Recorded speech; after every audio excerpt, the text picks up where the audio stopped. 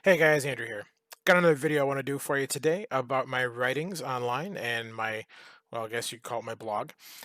Once again, it's not really a blog because it's not stories of, consecutive happenings, just some things that I've wrote down. And this one here, I wrote back in March of this year, 2020, and I've titled it Idiocy, the latest global pandemic. So here's what I wrote. So here's what's up. The coronavirus, aka the Chinese virus. Yes, it's something to be cautious about, but not something that people need to be freaking out about and panic buying all sorts of things like toilet paper. It's a respiratory affliction. It doesn't have any effect on your lower intestines or your colon. If this was a coronavirus, then I might be concerned. But when the ordinary people who aren't freaking out and panic buying non perishable items have difficulty buying normal day to day groceries, something needs to change. When the government and the divisions of the government, like CDC, are telling businesses to close due to the possible threat of infection, something is wrong. And when the government is mandating shutdowns such as these, without logical compensation for said businesses and the employees who will likely be financially impacted, something is wrong. And the problem with this whole situation is the average paranoid, scared, panicky, impulsive idiot who does things like panic buy a pallet of toilet paper. I mean, come on. People need to do some research and figure out that none of this is necessary. I'm not saying that people shouldn't be cautious, but people need to have more logic than what they're currently displaying. I've come to realize that the larger group of people, the less logic there is to go around. Doubly so when there's a worldwide health concern. The fact of this matter is that the Chinese virus, and no, that's not racist to say because the damn thing came from China. The Chinese virus is a concern, but we really don't need to be taking such extensive measures as we have been. Quarantining people for 2 weeks who might be infected because they may have come into contact with a potential carrier of the virus. Social distancing to the point of people video chatting just to have a beer with friends. I mean, come on. People in recent generations have always people in recent generations have, I think I may need to correct that one, have always been a bit too far into their technology, but this is taking it way too far. Again, I agree that precautions should be taken, but the line needs to be drawn somewhere. Not to mention the news media has been blowing the whole ordeal way out of proportion, and the sad part is that it seems like it's mostly a ploy in order to make our president look bad. Now, of course, by when this was written, of course, this past year, Trump was the president and still is the president. Joe Biden is not president elect, not yet, and hopefully never will be. Um, okay, where did I go? Where was I? Here it is. I don't care if you like Trump or not. Personally, I voted for him in 2016, and I plan to do so again for 2020, and I did. But again, the news media, they're spreading lies and fear about this whole pandemic. They're telling people false numbers, and the politicians who are pulling the strings of these media outlets are using this to attempt to increase their following so they, again, can have a chance at making Trump look bad. They're also telling people that it's racist to call this thing the Chinese virus. Why? It came from China. The Chinese government allowed this to get out, and when the citizens or the Chinese citizens tried to speak out against them, they were silenced, and that is true. They were arrested or simply just disappeared completely. What does that tell you? This whole thing has gotten seriously out of control, and I personally think that we should simply go back to our normal lives with a few minor health and with a few I should have that should have just said with a few minor changes.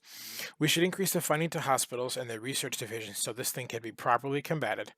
As we as people should have better hygiene, such as keeping our hands and faces cleaner, and overall we need to stop overreacting. And that again is true. That's the biggest thing.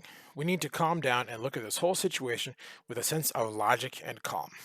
Now, that's what I wrote, and I'll have to go back and some of those grammatical errors I'll have to correct. But it's still true. The whole thing about masking, and if you ask a doctor, and I've said this over and over in some of my recent videos. In fact, the most recent one that I said this in was titled "Bunch of Mask Holes," and it's still true. If you ask a doctor, masks are designed to protect others from you, not you from others. So if you're wearing a mask, you should be sick. If you're sick, wear a mask. See, like right now, I still have a bit of a cold. It's on its last legs. I mean, I've been sucking down vitamin C tablets and, just overall taking multivitamins and drinking orange juice, whatever I can to make it go away, and it's almost gone. I still have a bit of a tickle, but it's nearly gone. So, but again, the point is, if you have the virus or you know you have the virus, wear the mask. Otherwise, there's no point. Now, it's currently December of 2020. The election madness is still going insane. And people are saying, well, Joe Biden is president-elect. No, bullshit. Joe Biden is presidential-elect through fraud. He had to cheat in order to win the election. And because of all the lawsuits, he is not yet president-elect. Personally, I hope he never gets to be that far, gets to be president-elect. But, hang on a second.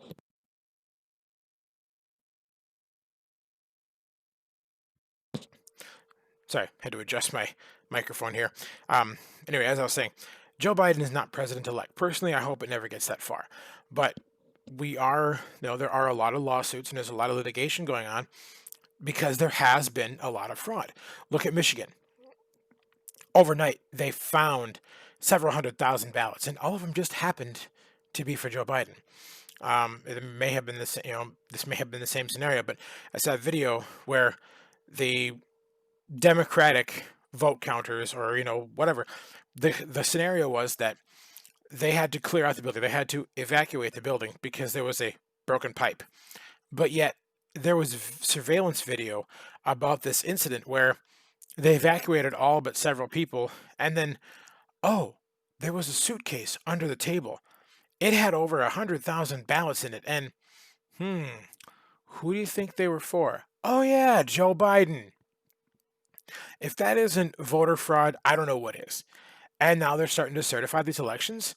These are fraudulent ballots. They need to either do a complete recount or a complete do-over when it comes to voting. Personally, I think the latter is the better option.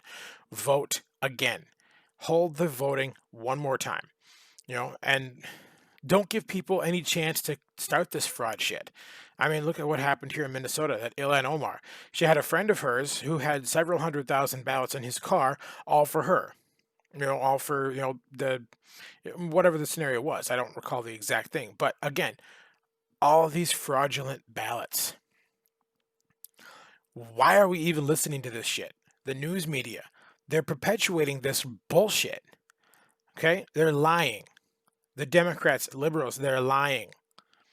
That's all there is to it. It's voter fraud. And going back to the whole pandemic thing, okay, one more time.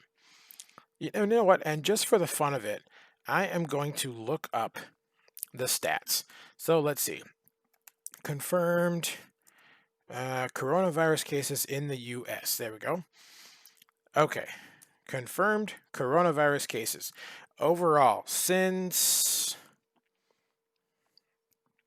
Okay, here we go. Since April of this year, 14.2 million confirmed cases. So, and out of those 14.2 million cases, 276,000 deaths. So, what does that come out to?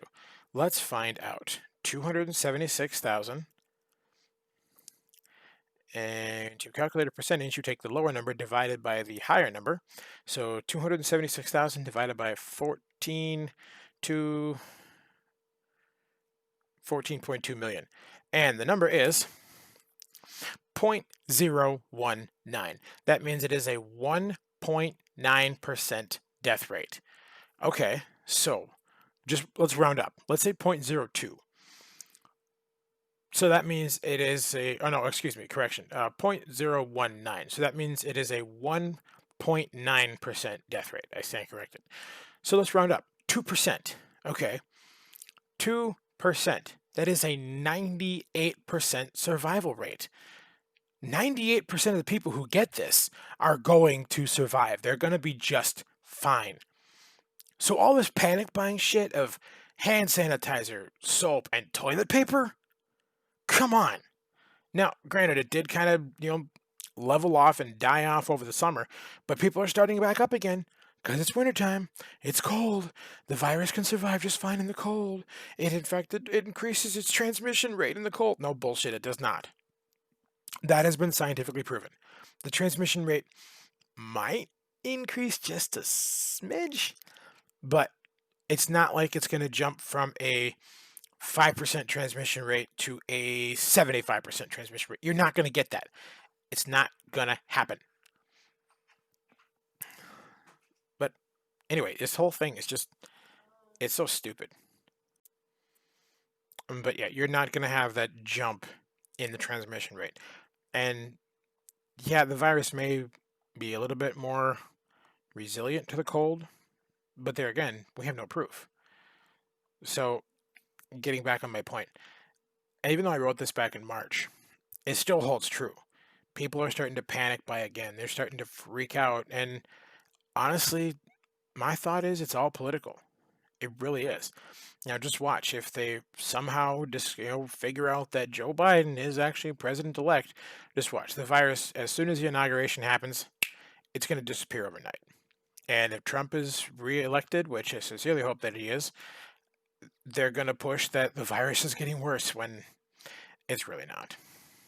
So, anyway, so that was my writings and readings for today. So again, if you want to check out my blog, we'll put a link down in the description for you. Otherwise, once again, my name is Andrew. Thanks again for watching, and we'll see you guys next time.